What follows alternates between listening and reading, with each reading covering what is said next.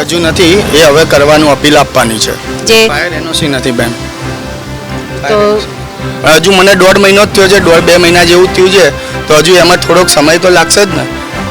उम्र 17 साल 17। જ્યાં લોભિયા હોય ત્યાં ધુતારા ભૂખે ન મરે, કહેવતને સાર્થક કરતો કિસ્સો અમદાવાદમાં. શું રાજકોટ અગ્નિકાંડ જેવી ઘટનાની રાહ જોઈ રહ્યું છે અમદાવાદનું તંત્ર? ચાંગોદરમાં ખાલી જીએસટીના બિલ સાથે ધમધમી રહી છે થર્મોકોલની ફેક્ટરી. થર્મોકોલની ફેક્ટરીના માલિકના જ ચોંકાવનારા ખુલાસા.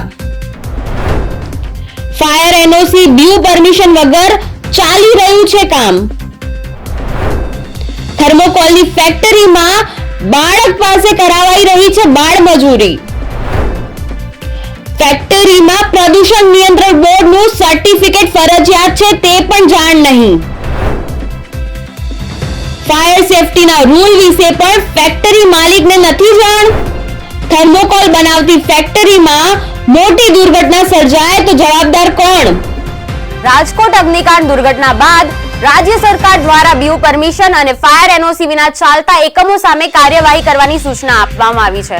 છતાં અમદાવાદના ચાંગોદરમાં ચાલતી એક થર્મોકોલની ફેક્ટરી પર તંત્રની રહેમ નજર હોય તેવું લાગી રહ્યું છે, કારણ કે છેલ્લા 1.5 મહિનાથી ધમધમતી આ ફેક્ટરી ભગવાન ભરોસે ચાલી રહી છે. ફેક્ટરીમાં નથી તો ફાયર સેફટી કે નથી બ્યુ પરમિશન, અને માત્ર જીએસટી બિલ પર ચાલતી આ ફેક્ટરીમાં સગીર પાસે પણ બાળમજૂરી કરાવાઈ રહી છે. તો શું છે સમગ્ર મામલો તે જોઈએ. નમસ્કાર, ન્યૂઝ ફોર ઇન્ડિયામાંથી હું છું પિંકુ. હાલ અમે ચાંગોદરમાં છીએ અને ચાંગોદરમાં દાણા બનાવતી કંપની ફેક્ટરી જે છે ત્યાં આવ્યા છે. હાલ એમની પાસે ઉપસ્થિત ફક્ત જીએસટી છે, બાકી પોલ્યુશનનું સર્ટિફિકેટ નથી અને ફાયરનું નથી.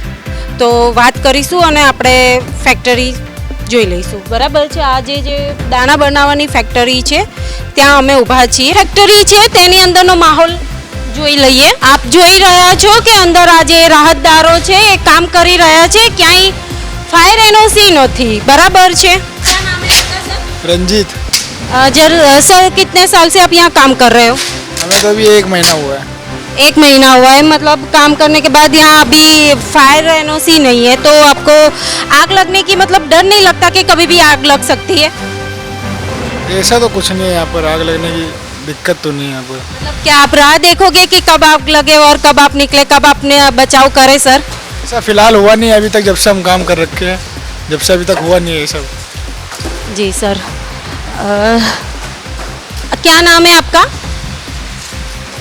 संजीत। 15-20 दिन हुए अभी। अच्छा, 15-20 दिन से, मतलब यहाँ का माहौल देख के ऐसा आपको डर नहीं लगता कि कभी भी आग लग सकती है या कुछ भी हो सकता है? तो उससे आग लगी नहीं तो उससे क्या डर लगेगा। आपकी उम्र क्या है? उम्र 17 साल। क्या? 17 साल। તો ભગવાન ભરોસે ચાલતી આ ફેક્ટરી આપણે જોઈ અને અહીં કામ કરતા લોકો સાથે પણ વાત કરવાનો પ્રયત્ન કર્યો. તો આ ફેક્ટરીના માલિક વિરલ ભાવસાર સાથે વાત કરી અને એમણે જ પોતે કરેલી આ કરતૂતનો ઘટસ્ફોટ કર્યો છે. તો શું કહ્યું થર્મોકોલ બનાવતી ફેક્ટરીના માલિકે તે જોઈએ. સર, આપનું નામ શું છે? મારું નામ વિરલ ભાવસાર. સર, આ ફેક્ટરી કેટલા વર્ષથી ચાલે છે? મારે આ ફેક્ટરી લીધે 1.5 મહિના જેવું થયું છે.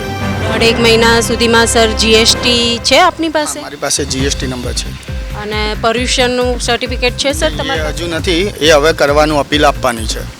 અને સર ફાયરના જે બંદોબસ્ત હોય કે આગ લાગવાના બનાવ બનતા હોય છે, તો ફાયર સર છે તમારી પાસે? જે ફાયર એનઓસી નથી બેન. તો એપ્લિકેશન કરવાની છે, પણ હજુ મને 1.5 મહિનો જ થયો છે, 1.5-2 મહિના જેવું થયું છે, તો હજુ એમાં થોડોક સમય તો લાગશે જ ને.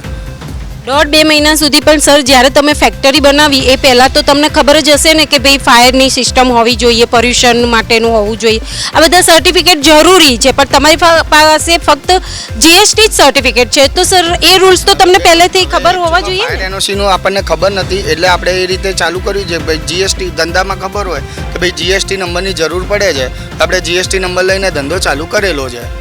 સર તમે એમ કહો છો કે જીએસટીની જરૂર પડે છે પણ તમે એમ કહો છો કે ફાયરની અને પોલ્યુશનની ખબર નથી પણ સર ઘણી બધી ફેક્ટરીઓ છે તમે એ બધું જોઈ કે હોય જ છે હાજર હોય જ તે ફાયરનું તો હોય જ છે એટલે ફાયર એનઓસી તો આઈડિયા હું ફાયરનું તો હું મુકાવી જ દેવડાવવાનો છું. એક બે જગ્યાએ વાત પણ કરેલી છે વટવા જીઆઈડીસીમાં, પણ એ હજુ મને થોડું મગજમાં નથી બેઠું એટલે એ ઊભું રહેલું છે. સર તમે કહો છો કે વટવા જીઆઈડીસીમાં જ વાત કરેલી છે તો ફાયરનું તો ઘણી બધી જગ્યાએ ઉપલબ્ધ હોય છે સર તમે એક જ જગ્યાએ વાત કરી છે ક્યાં મળે? અહીંયા અમારી પાસે એક્ઝિક્યુટિવ આવતા હોય છે ફાયર એનઓસીના જે પેલા બંબા આવે છે ને 2 કિલોના 5 કિલોના, એના માટે એ લોકો અમને અહીંયા પ્રોવાઈડ આવતા હોય છે સેલ્સ એક્ઝિક્યુટિવ, ને એ લોકોની માટે અમે વાત કરેલી ઓફિસ, એટલે અમે એની ગણતરીમાં છીએ જ કે ભાઈ કેટલા મૂકવા, 2 મૂકવા કે 4 મૂકવા. પણ સર આપ એમ કહો છો કે એની ગણતરી કે ભાઈ 2 કિલોના 3 કિલોના એવી તમે વાત કરો છો પણ સર અંદર જે રાહતદારો કામ કરી રહ્યા છે ગમે ત્યારે આગ લાગવાની સંભાવના ઊભી થાય છે તો પછી આગ લાગે પછી તમે મૂકશો કે પછી આગ લાગ્યા પહેલાં મૂકવું જરૂરી છે સર? જલ્દી કરાવી દેવડાવીશું. જલ્દી એટલે સર ટાઈમ કે ભાઈ આગ લાગી ગયા પછી તમે તરત કરાવશો એમ એનો મતલબ તમે કહો છો કે જલ્દી એટલે સર આ રાહતદારો માટે બી ખૂબ જરૂરી છે. 100% તમારી વાત સાચી છે.